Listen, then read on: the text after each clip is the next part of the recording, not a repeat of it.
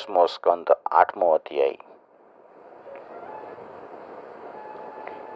ભગવાનના નિત્ય પરમધામમાં અભિન્ન રૂપે નિત્ય વાસ કરનારી નિત્ય સિદ્ધા ગોપીઓ એની દ્રષ્ટિથી નથી જોતા, માત્ર સાધન સિદ્ધા ગોપીઓની દ્રષ્ટિથી જોવામાં આવે તો પણ એની સાધના એટલી કઠોર હતી.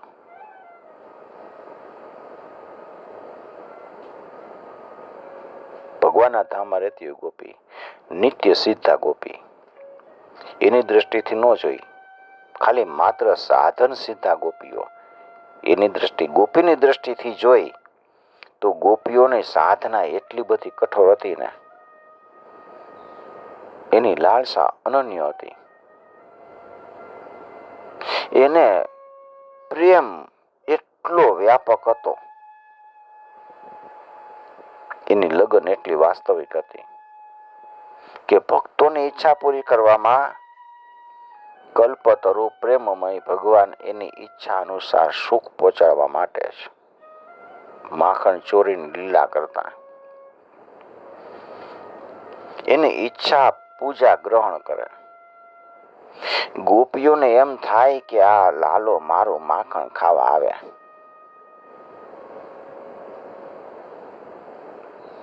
ચીરહરણ કરીને એનો રહ્યો સહ્યો ભગવાનમાં વ્યવધાનનો પડદો ઉઠાવી લે અને રાસલીલા કરીને એને દિવ્ય સુખ પહોંચાડે.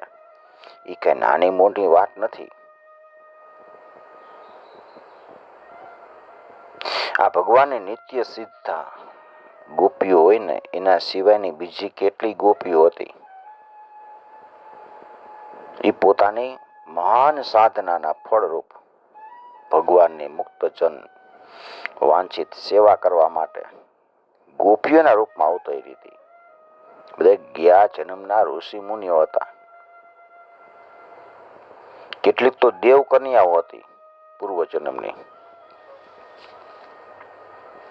કેટલીક શ્રુતિઓ હતી, કેટલીક ઋષિ તપસ્વીનીઓ હતી, તો કેટલીક ભક્ત હતી. એવી બધી કથાઓ પુરાણમાંથી મળે છે કે શ્રુતિ રૂપા ગોપી જે નેતિ નેતિ કહી અને વારંવાર પરમાત્માનું વર્ણન કરતી,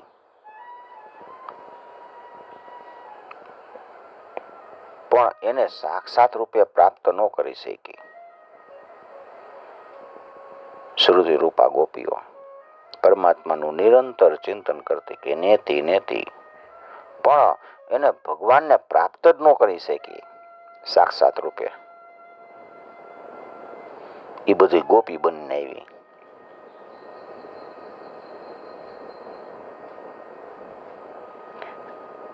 ગોપીઓની સાથે ભગવાનના દિવ્ય રસમય વિહારની વાત જાણીને એ ગોપીઓની ઉપાસના કરે છે અને છેવટે ગોપી રૂપમાં પરિણમિત થઈ અને ભગવાન શ્રી કૃષ્ણને સાક્ષાત પોતાના પ્રિયતમ રૂપમાં પ્રાપ્ત કરે છે. ભગવાનને ઈશ્વરને પામવા માટે ગમે એટલી મહેનત કરી નાખી ગોપીઓ, પણ એને ઈશ્વર તો દેખાણા નહીં. પછી ઈશ્વરે જ્યારે કૃષ્ણ રૂપે અવતાર ધારણ કર્યો ને, ત્યારે બધી ગોપી બનીને એ આવી છે. એમાં મુખ્ય શ્રુતિઓના નામ છે ઉદગીતા, સુગીતા, કલગીતા, કલકંઠિકા અને વિસંચી. એવા બધા શ્રુતિઓના નામ છે. એ બધી શ્રુતિ રૂપા ગોપીઓ.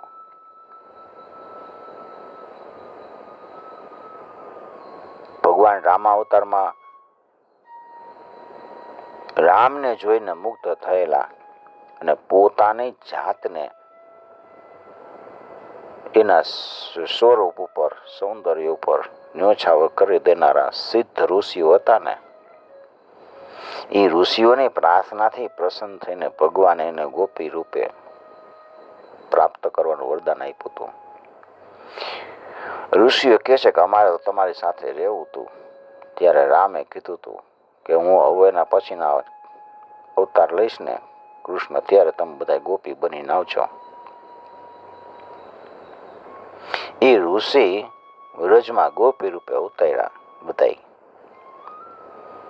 આ સિવાયની મિથિલાની ગોપી, કૌશલની ગોપી, અયોધ્યાની ગોપી, પુલિંદ ગોપી, રમા વૈકુંઠ, શ્વેતદીપ વગેરેની ગોપીઓ અને જલંધપરી ગોપી વગેરે, એ બધા ગોપીઓના અનેક જૂથ હતા, જેણે ઘોર તપસ્યા કરીને ભગવાન પાસેથી વરદાન પ્રાપ્ત કર્યા હતા. એ બધી ગોપીઓ રૂપે અવતરવાનું એને સૌભાગ્ય પ્રાપ્ત થયું હતું. ગોપી બનવું કાંઈ હેલું નથી. ઘોર તપસ્યા કરી હતી ઋષિ મુનિઓએ. પદ્મ પુરાણના પાતાલ ખંડમાં એવા કેટલાય ઋષિનું વર્ણન આપ્યું છે. પદ્મ પુરાણમાં પાતાલ ખંડ છે, એમાં લખ્યું છે કે જેણે કઠોર તપસ્યા કરી અને અનેક કલ્પો પછી ગોપી રૂપે એને ભગવાન ગોપી સ્વરૂપને પ્રાપ્ત થયા હતા. એ બધી ગોપીઓના નામ લખ્યા છે. ઉગ્રતપા નામની એક ઋષિ હતા. એણે અગ્નિહોત્રી અને મહાતપસ્વી હતા. એ તપસ્યા કરતા ને એની તપસ્યા બહુ અદ્ભુત હતી. પંચાક્ષર મંત્રનો જપ કરતા અને રાસ બિહારી નવકિશોર શ્યામ સુંદરજીનું ધ્યાન કરતા અને 100 કલ્પ પછી એને સુનંદ નામના ગોપની કન્યા એ સુનંદા બન્યા. આટલી તપસ્યા ઉગ્રતપા ઋષિએ કરી હતી. એક સત્યતપા નામના મુનિ હતા. એ સૂકા પાંદડા ખાઈને જ દ્વાદશ અક્ષરનો મંત્રનો જપ કરતા અને શ્રી રાધાજી ના 2 હાથ પકડીને નાચતા કૃષ્ણનું ધ્યાન કરતા. 10 કલ્પ પછી તેઓ સુભદ્રા નામની ગોપી બન્યા હતા. કન્યા બન્યા અને પછી ગોપી રૂપેને ધારણ કર્યું. હરિધમા નામના એક ઋષિ હતા. હરિધામા એ નિરાહારી રહેતા. ક્લીમ કામ બીજથી યુક્ત વિંશાક્ષરીય મંત્રનો જપ કરતા અને કોમળ પાંદડાની સૈયા ઉપર સૂતેલા યુગલ સરકારનું ધ્યાન કરતા. પાંદડા ઉપર હોતા હોય એવા ભગવાનનું ધ્યાન કરતા અને 3 કલ્પ પછી એણે સારંગ નામના ગોપને ઘેર રંગવેણી નામથી જૈનમાં હતા. જાબાલી નામના એક બ્રહ્મજ્ઞાની ઋષિ હતા. એણે એકવાર વિશાલાવનમાં વિચરતા એક જગ્યાએ બહુ મોટી વાવ જોઈ. એ વાવના પશ્ચિમ કિનારે વડના વૃક્ષ નીચે એક તેજસ્વી સ્ત્રી કઠોર તપ કરતી હતી. એને જોયું. ચંદ્રમાના ધવલ કિરણ જેવો એનો શરીરમાંથી પ્રકાશ નીકળતો હતો. એ ડાબો હાથ પોતાની કમર ઉપર હતો અને જમણા હાથે એ જ્ઞાન મુદ્રામાં બેઠી હતી. એટલે જાબાલીએ એને નમ્રતાથી પૂછ્યું. ત્યારે એ તપસ્વીનીએ કીધું, બ્રહ્મ વિદ્યા હમતુલ્લા યોગીન્દ્રૈર્યા ચ મૃગ્યતે સાહમ હરે પદાંભોજ કામ્યયા રુચિરમ તપ બ્રહ્માનંદેન પૂર્ણહમ તેનાનંદેન તૃપ્તધિ ચરામ્યસ્મિન વને ઘોરે ધ્યાયન્તિ પુરુષોત્તમ તથાપિ શૂન્યમાત્માનં મન્યે કૃષ્ણરતિમ વિના.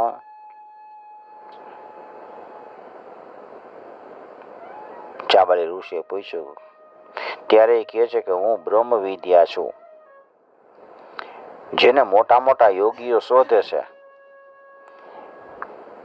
એ હું કૃષ્ણના ચરણ કમળની પ્રાપ્તિ માટે આ ઘોર વનની અંદર એ પુરુષોત્તમનું ધ્યાન કરી અને લાંબા સમયથી હું તપ કરું છું. હું બ્રહ્માનંદથી પરિપૂર્ણ છું અને મારી બુદ્ધિ પણ એ જ આનંદથી પરિતૃપ્ત છે. પણ શ્રી કૃષ્ણનો પ્રેમ મને હજી પ્રાપ્ત નથી થયો. ઘણા સમયથી બેઠી છે ને તોય પ્રાપ્ત નથી થયો. હું મને પોતાને શૂન્ય જોઉં છું. હું કાંઈ છું જ નહીં. બ્રહ્મજ્ઞાની જાબાલી ઋષિ એના ચરણમાં પડી ગયા અને એની દીક્ષા લે છે. અને પછી વ્રજધારી ભગવાનનું ધ્યાન કરતા કરતા એક પગે ઊભા રહી અને કઠોર તપ કર્યું અને 9 કલ્પ પછી પ્રચંડ નામના ગોપને ઘેર એવો ચિત્રગંધા રૂપે પ્રગટ થયા.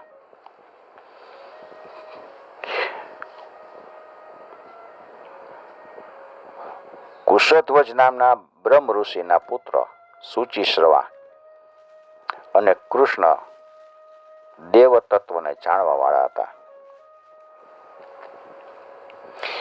એણે શીર્ષાસન કરીને રીમ હમ શ એ મંત્રનો જપ કરી સુંદર કંદર્પતુલ્ય એટલે કામદેવ જેવા ગોકુલવાસી 10 વર્ષની ઉંમરના કૃષ્ણનું ધ્યાન કર્યું.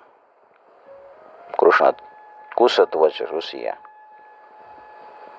ઘોર તપસ્યા કરી અને કલ્પ પછી તેઓ વ્રજમાં સુધીર નામના ગોપને ઘેર જૈનમાં. આવી બધી પૂર્વ જન્મની ગોપીઓની કથા મળે છે. બધાયનો અહીંયા વિસ્તારથી લખાણ નથી કર્યું.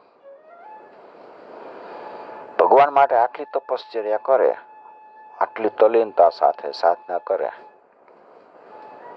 એ બધાય ત્યાગી ભગવત પ્રેમીઓ હતા ને એને ગોપીઓનું તન મળ્યું, એનું મન મળ્યું. એની અભિલાષા પૂરી કરવા માટે, એને આનંદનું દાન આપવા માટે જો ભગવાન એની મનગમતી લીલા કરે તો એમાં આશ્ચર્ય ને એની અનાચારની વાત ક્યાં હતી?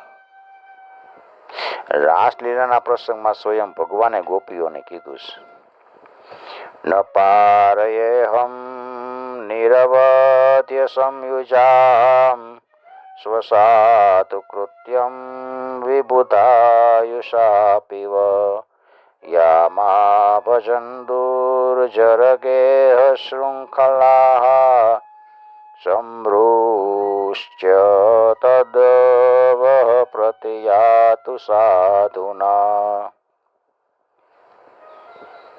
કૃષ્ણએ કીધું છે કે ગોપીઓ, તમે બધાએ લોક પરલોકના તમામ બંધન કાપીને મારી સાથે નિષ્કપટ પ્રેમ કર્યો છે. હું અનંત કાળ સુધી જીવન ધારણ કરીને તમારા પ્રેમનો બદલો ચૂકવું ને તો પણ ચૂકવી શકું એમ નથી. હું તમારો ઋણી છું અને ઋણી જ રહીશ. તમે મને પોતાના સાધુ ભાવથી ઋણ રહિત માનીને હજી વધારે ઋણી બનાવી દો, એ જ ઉત્તમ છે. મને તમારો ઋણી બનાવી દો, એ જ ઉત્તમ છે. સર્વલોક મહેશ્વર ભગવાન શ્રી કૃષ્ણ સ્વયં જે મહાભાગ્યશાળી ગોપીઓના ઋણી રહેવા ઈચ્છે છે, એને ઈચ્છા ઉત્પન્ન થાય એ પહેલા જ ભગવાન એની પૂરી કરી દે. એ તો સ્વાભાવિક છે. વિચાર તો કરો કે કૃષ્ણમાં જેના પ્રાણ રહેલા છે, કૃષ્ણની અંદર ગોપીઓના પ્રાણ છે. કૃષ્ણ રસ ભાવિતમતી ગોપીઓના મનની કેવી સ્થિતિ હતી? ગોપીઓનું તન મન ધન બધું પ્રાણ પ્રિયતમ શ્રી કૃષ્ણનું જ હતું. એ સંસારમાં જીવતી હતી શ્રી કૃષ્ણ માટે. ઘરના બધાય કામ કરતી હતી શ્રી કૃષ્ણ માટે. એની બધી નિર્મળ અને યોગીઓની દુર્લભ એવી પવિત્ર બુદ્ધિ શ્રી કૃષ્ણ સિવાય બીજું કાંઈ હતું જ નહીં. શ્રી કૃષ્ણ માટે જ, શ્રી કૃષ્ણને સુખ આપવા માટે જ, શ્રી કૃષ્ણનું પોતાની સામગ્રીથી પૂજન કરીને શ્રી કૃષ્ણને સુખી જોઈને સુખી થતી. સવારમાં જાગે ત્યારથી અને રાત્રે સૂતા સુધી એ જે કાંઈ કરતી ને એ બધું શ્રી કૃષ્ણ માટે જ કરતી, શ્રી કૃષ્ણ પ્રીત્યર્થે. અહીંયા સુધી કે એને રાત્રે નિંદ્રામાં એ કૃષ્ણ જ થઈ જતી. સ્વપ્ન અને સુસુપ્તિ બેયમાં એ શ્રી કૃષ્ણની મધુર અને શાંત લીલા જોતી અને એનો અનુભવ કરતી. રાતના દહીં જમાવતી હોય ને ત્યારે શ્રી કૃષ્ણનું શ્યામ સુંદરની મધુર છબીનું ધ્યાન કરતી હોય અને પ્રેમથી દરેક ગોપી એવી અભિલાષા કરતી, મારું દહીં સુંદર જામી જાય અને હું કૃષ્ણ માટે એને વલોવીને ઉત્તમ માખણ બનાવીશ અને એટલા ઊંચા શિખા ઉપર રાખીશ ને કે અહીંયા કૃષ્ણના હાથ સહેજે ન પહોંચે. અને પછી મારા પ્રાણધન શ્રી કૃષ્ણ પોતાના મિત્રોને લઈ અને હસતા હસતા રમતા રમતા મારા ઘરમાં પધારશે, માખણ લૂંટશે અને પછી મિત્રો અને વાંદરાઓને લૂંટાવશે. આનંદિત થઈને મારા આંગણામાં નાચે, કૃષ્ણ મારા આંગણામાં નાચે અને કોઈ ખૂણામાં હું છુપાઈને બધું જોતી હોઉં. આ લીલાને મારી આંખે જોઈને મારું જીવન સફળ થઈ જશે. હું જીવનને સફળ કરી લઉં અને પછી ઓચિંતા એને પકડી લઉં અને મારા હૃદય ચાપી લઉં. સુરદાસજીએ તો ગાયું છે, મૈયા રે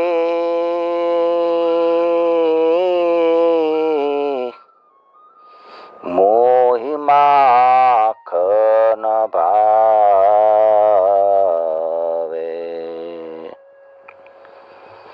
જો મેવા પકવાન કહતી તું મોહી નહીં रुचि आवे मैयारी मोही माखन भावे. માં મને માખણ બહુ ભાવે છે. તું મેવા પકવાન માટે કહેશ ને પણ મને તો ઈ ગમતા જ નથી. અહીંયા પાછળ એક ગોપી ઊભી શ્યામ સુંદરની વાત સાંભળે એના મનમાં એ કામના કરી જાય કે હું ક્યારે એને મારે ઘેર માખણ ખાતા જોઈશ. આવી એની કામના થઈ જાય. એ ઘોડી પાસે જઈને બેસે ત્યારે હું છુપાઈને જોઈશ. છુપાઈ જઈને જોઈશ પછી અને પ્રભુ તો અંતર્યામી છે. આ ગોપીના મનની વાત તરત જાણી જાય. એ જાણી ગયા અને એ જેના મનમાં આવું હોય ને એ જ ગોપીના ઘેર જાય અને એના ઘરનું માખણ ખાઈને એની કામના પૂરી કરે. ગયે શ્યામતી ગ્વાલિની કે ઘર. ગોપીઓની મનોકામના પૂરી કરી દે. એનો એટલો આનંદ નો સમાય ને ગોપીનો ફૂલી નો સમાય.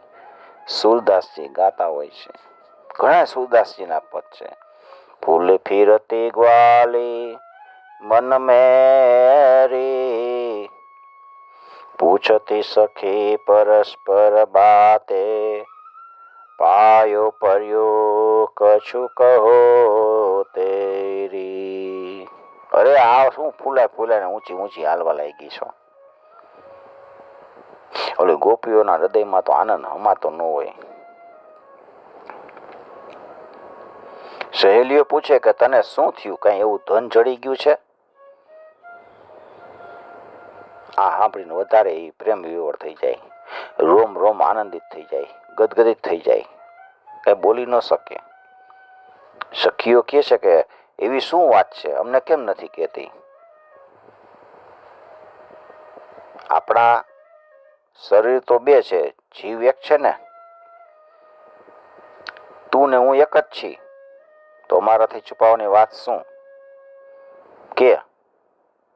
ત્યારે ઈ ગોપી ખાલી એટલું જ બોલી કે મેં આજે અનુપ રૂપ જોયું છે, બસ અનુપ રૂપ જોયું છે. વાણી રૂંધાઈ ગઈ, પ્રેમના અશ્રુ વહેવા લાગ્યા છે. ગોપીઓને આવી દશા જ હતી બધીની.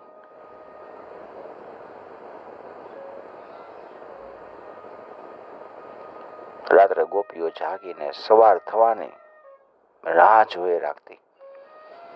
એનું મન કૃષ્ણમાં લાગ્યું હતું. જલ્દી જલ્દી દહીં વલોવી માખણ કાઢી સિક્કા પર રાખી દેતી. ક્યાંક લાલો વેલો આવે, પ્રાણધન વેલો આવીને પાછો વયો ન જાય. કાંઈ તો માખણ થયું નથી. બધું કામ છોડીને એ પહેલા વહેલા આ જ કામ કરતી અને કૃષ્ણની પ્રતીક્ષામાં વ્યાકુળ થતી. મનમાં વિચારતી કે આ જે પ્રાણ પ્રિય કેમ ન આવ્યા, કૃષ્ણ કેમ ન આવ્યો, આટલી વાર કેમ લગાડી? આજે આ દાસીનું ઘર પવિત્ર નહીં કરે? શું આજે હું મારા સમર્પિત કરેલું આ માખણ, તુચ્છ માખણનો ભોગ લગાવીને હું પોતે સુખી થઈશ? શું મને સુખ નહીં આપે? ક્યાંક યશોદામાએ તને રોકી નહીં લીધું હોય ને? અરે એના ઘરે તો 9 લાખ ગાયું દૂજે છે, એને ક્યાં માખણનો તોટો છે? અમારે ઘેર તો એ કૃપા કરીને જ આવે છે, એને કાંઈ માખણની પેઢી નથી. આવા વિચારમાં આંસુ સારથી ગોપી ક્ષણે ક્ષણે દોડી અને દરવાજા પર જઈ જોતી. લાજ છોડીને રસ્તા ઉપર જોતી, તાકી રહ્યા હમણાં આવશે. સખીઓને પૂછતી કે એક ક્ષણ એના માટે યુગ સમાન થઈ જતો. રાહ જોતા જોતા આવી ભાગ્યશાળી ગોપીઓની મનોકામના ભગવાન એના ઘેર પધારીને પૂરી કરી દેતા.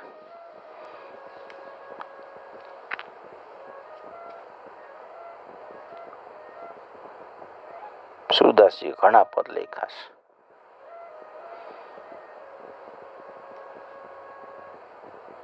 પોતાના નિજજન વ્રજવાસીઓને સુખી કરવા માટે જ ભગવાન ગોકુળમાં પધાર્યા હતા.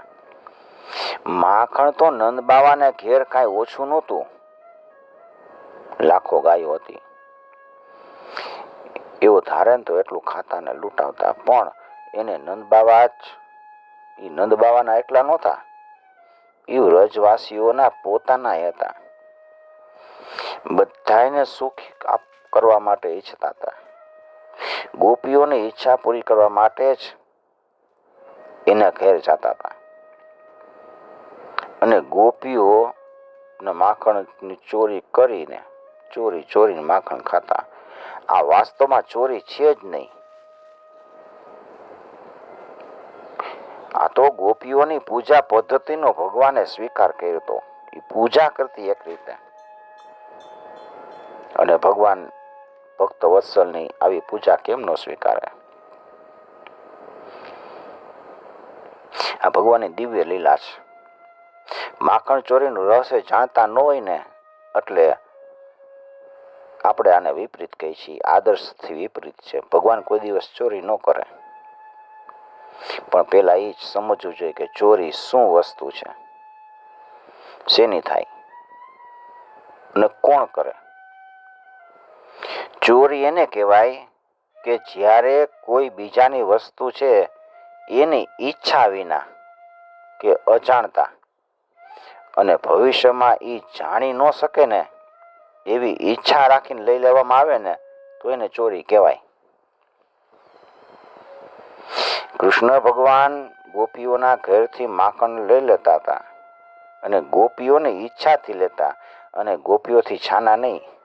અને પાછી એની જાણકારીમાં આવે એની સામે જ, પછી જાણવાની કઈ વાત નહીં,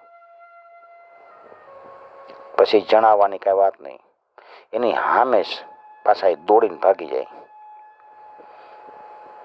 અને બીજી મહત્વની વાત એ છે કે સંસારમાં આવા અથવા તો સંસારની બહાર એવી કઈ વસ્તુ છે કે જે શ્રી ભગવાનની નથી? અને એ ચોરી શેની કરે છે? એની જ ચોરી કરે છે ગોપીઓનું. તો જે હતું એ બધું ભગવાનનું જ હતું, એટલે ભલા શેની ચોરી કરે? બધું ભગવાનનું હોય. મારી વસ્તુ ક્યાંક પડી હોય ને આપણે લઈ લે આપણી વસ્તુ, તો એને એમાં ચોરી ક્યાં કહેવાય? હા, ચોર તો વાસ્તવમાં એ લોકો છે કે જે ભગવાનની વસ્તુ પોતાની માનીને એમાં મમતા ને આસક્તિ રાખીને એમાં ફસાઈ જાય. આ બધું છે એ ભગવાનનું છે. હું મારું માની લઉં ને મમતામાં આસક્તિમાં ફસાઈ જાય, એ જ ચોર છે. આ મારું છે, હું ભગવાનનું નહીં દઉં. અને એ જ દંડ પાત્ર બને, દંડને પાત્ર બને. એટલે આ બધી દ્રષ્ટિથી આપણે જોઈએ તો એવું સિદ્ધ થાય છે કે માખણ ચોરી નહોતી, ભગવાનની દિવ્ય લીલા હતી. અસલમાં ગોપીઓની પ્રેમની અધિકતા છે. એનાથી ભગવાનનું પ્રેમનું જે નામ પડ્યું એ ચોર પાડી દીધું. ભગવાનનું પ્રેમનું નામ છે, કારણ કે તેઓ ચિત્ત ચોર તો હતા જ, બધાનું ચિત્ત ચોરી લેતા. આવી બધી લીલાઓ છે. જે લોકો ભગવાન કૃષ્ણ નથી માનતા ને, તો જો કે એને શ્રીમદ ભાગવતમાં વર્ણવેલી લીલા ઉપર વિચાર કરવાનો કોઈ અધિકાર જ નથી. પણ એની દ્રષ્ટિએ આ પ્રસંગમાં કોઈ વાંધાજનક વાત નથી, કારણ કે શ્રી કૃષ્ણ એ સમયે લગભગ 2-3 વર્ષના હતા, બાળક. અને ગોપીઓ બહુ જ પ્રેમથી એને એવા મધુર પરાક્રમ એના જોવા ઈચ્છતી હતી. આથી શંકા કરનારાઓને સંતોષ થશે. ગોપીઓ બધી આટલી મહાન હતી.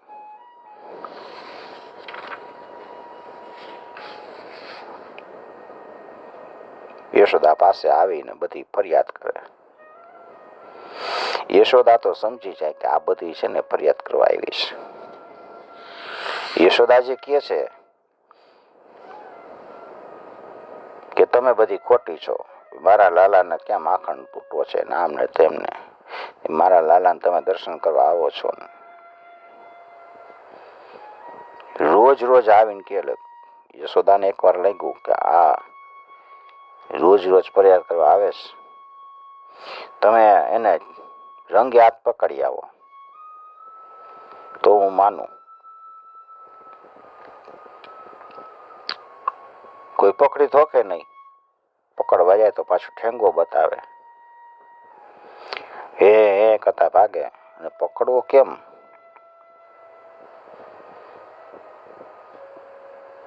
તારા શરણે છે લાલા અમે.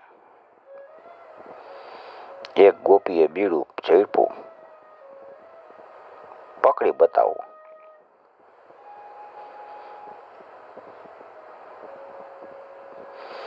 બીડું ઝડપીને એને લાલાને પકડવાની નક્કી કર્યું. લાલાને ખબર પડી ગઈ કે આને મને પકડવો છે. આજે સરસ મજાનો ગોપીને પાઠ પણ આવો છે.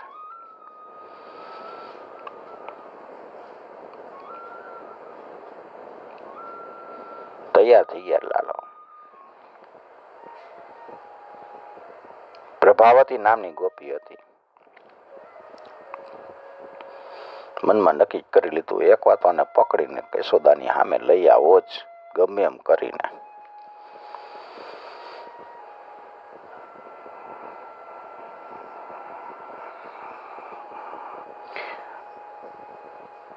શ્રી કૃષ્ણ ગોવિંદ હરે મુરારે, હે નાથ ના